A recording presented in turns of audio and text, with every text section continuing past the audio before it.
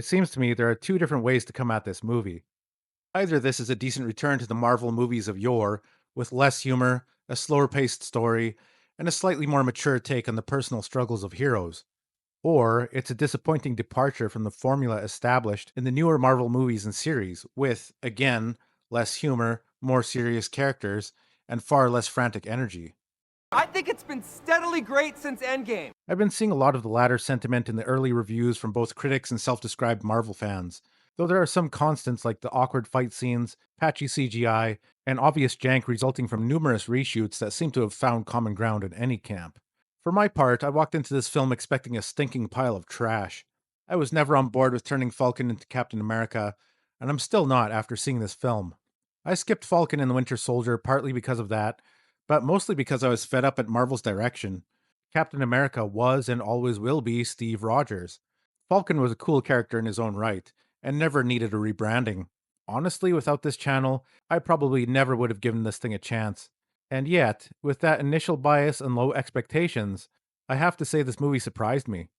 I mean, we finally got a sequel to The Incredible Hulk, so there's that.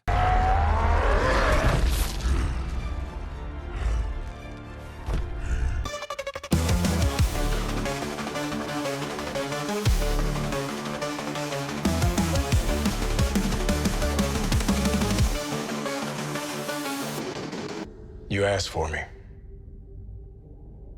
Here I am. Yes, there's some homework required to fully understand the characters and events unfolding in this movie, and the Falcon and Winter Soldier show is just one part of that. As I said, I didn't watch it before. I'm doing so now as I put this review out, but it's easy enough to figure out who's who and their relationships with one another. So, no biggie there. For some people, the bigger issue might come from the movie's central antagonist and the overall plot. If you've never seen The Incredible Hulk from 2008, the second entry in the MCU, you might be wondering just who these people are and what's going on. I like the callbacks to an overlooked movie, but I was surprised at just how central that stuff is to this film.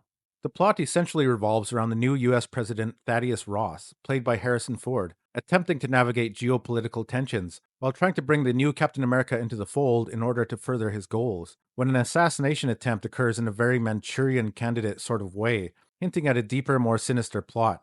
Sam Wilson sets off to get to the bottom of the attempt and clear his friend's name. While the former General Ross struggles to maintain control over his presidency, the geopolitical situation, and himself. Throughout, Sam Wilson struggles to fill the void left by Steve Rogers and live up to the Captain America mantle, all while keeping things from spiraling further out of control. Sounds intense, right? Well, not always.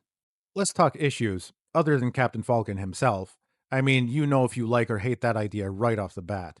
First up, Joaquin Torres as the new Falcon. From what I've seen of the Falcon and Winter Soldier, he's a decent character. But here, he's reduced to the comic relief sidekick, and trust me, he's not funny. Thankfully, he isn't a constant presence in the movie, and they do some things with him that allows Sam to have some good character moments. And then there are the wasted characters. Giancarlo Esposito as Sidewinder, a total letdown. One cool shootout, then he's sidelined. Same with Shira Haas as Ruth Bat Seraph.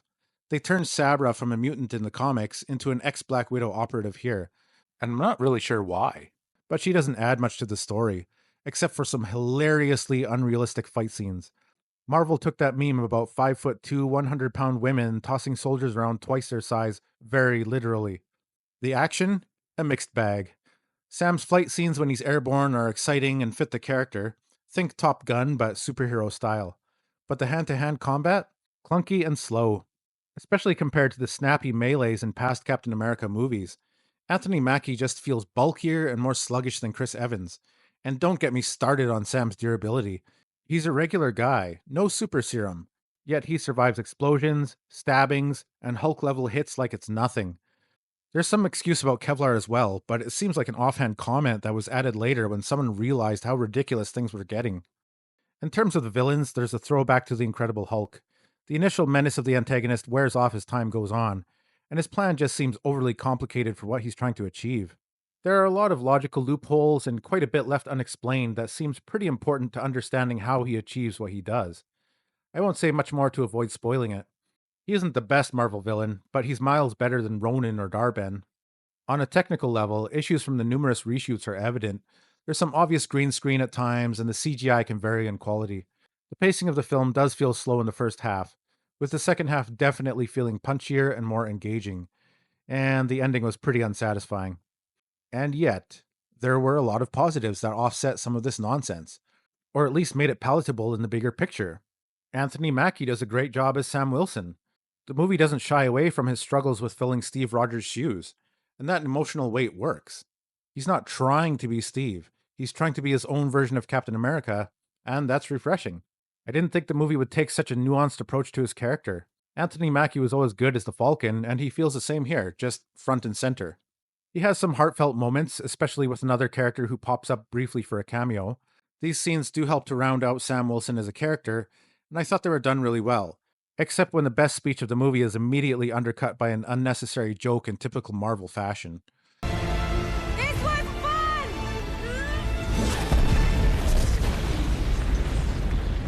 Another character, Isaiah Bradley, aka the Forgotten Super Soldier, added a lot to the film. It's easy to sympathize with him, and his relationship with Sam feels genuine.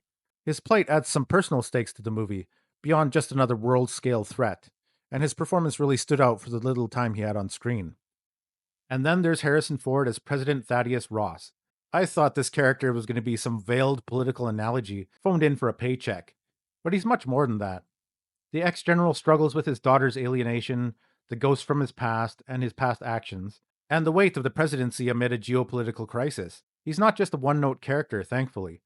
He's attempting to maintain control of the events and people around him, while simultaneously losing control to an insidious plot.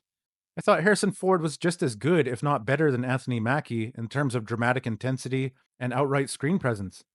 It turns out one of Hollywood's best actors can still act when he wants to. His turn as Red Hulk, though short lived, was awesome. He does indeed smash. My only complaint about that is I wanted more. It was probably the best part of the movie, but it's over in minutes. All of the Ross stuff feels like it's wrapping up loose ends from The Incredible Hulk, which I appreciated. The movie has a pretty serious tone, and you know what? It works. It's less jokey than recent Marvel films, leaning more into the Winter Soldier and Civil War vibe. I saw someone complaining that there was no humor, and he didn't even laugh once during the runtime. Obviously, Captain America was a virgin. And all I have to say about that is, it's about damn time. That's a major positive for me. I'm so tired of the post-Joss Whedon / Guardians of the Galaxy joke fests Marvel movies have turned into. There's a time and place for it, but not in every film or every moment. Oh, and they finally remembered the Celestial sticking out of the ocean. It's actually a key plot point here. About time, right? And it's worked into the overall story in a way that makes sense, while also paving the way for a substance that's going to show up in future Marvel entries. This movie isn't perfect by any means. The pacing is uneven, the villains are forgettable, and the CGI, hit or miss. But despite all that, Brave New World feels like a throwback to better Marvel days. It's not a masterpiece, but it's miles ahead of most of Phase 4. And they rip out all of your reproductive organs. They just get right in there and they chop them all away, everything out. Okay. So should you see it? If you're tired of the Marvel Joke-a-thon and want something with a bit more heart and grit, give it a shot. Just manage your expectations. I'd give this a 6 out of 10. Despite all of its technical issues and inconsistencies, it's above average for a Marvel film in recent years, in my opinion. In Phase 5, I'd say it's better than Ant-Man Quantumania and the Marvels by far, but below Guardians of the Galaxy 3 and Deadpool and Wolverine. Maybe I'm going easier on this one because of the abysmally low expectations I had, but I had fun with it, and Anthony Mackie's charisma and Harrison Ford's performance really helped it out. I enjoyed seeing a Marvel movie that took itself a little more seriously. Well, that's all I've got for now. What do you think of Brave New World? Did it soar or did it crash and burn? Let me know what you thought in the comments below. And as always, thanks for watching. Since when were they red?